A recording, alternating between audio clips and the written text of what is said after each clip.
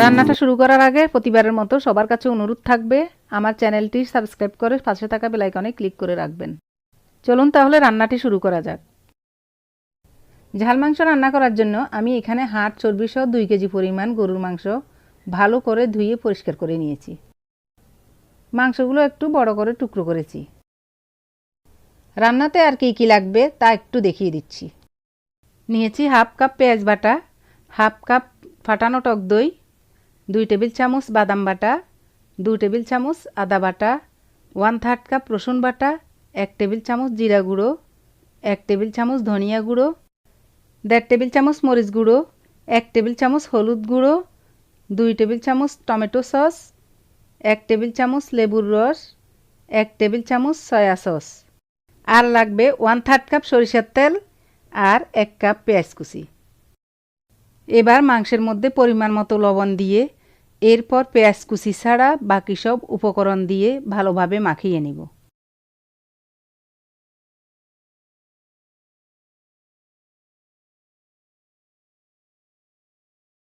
সবশেষে 1 চা চামচ চিলি ফ্লেক্স আর সরিষার তেল দিয়ে আবারও মেখে 30 মিনিটের জন্য রেখে দিব।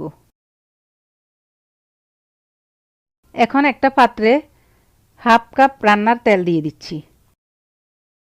তেল গরম হয়ে এলে এতে দিয়ে দিচ্ছি 3টা তেজপাতা, 2 পিস দারুচিনি, 4টা লং আর 4টা এলাচ। এগুলো একটু ভেজে নিয়ে এতে দিয়ে দিচ্ছি কুচি করে রাখা পেঁয়াজ। পেঁয়াজটা যখন হালকা ভাজা ভাজা হয়ে আসবে তখন এর মধ্যে মাংসগুলো দিয়ে দিব। মাংসগুলো 2 মিনিটের মতো নেড়েচেড়ে ঢাকনা দিয়ে ঢেকে দিব। এ পর্যায়ে আমি কিন্তু কোনো পানি দিব না, মাংস থেকে পানি বের হবে। দেখুন মাংস থেকে কতটা পানি বের হয়েছে।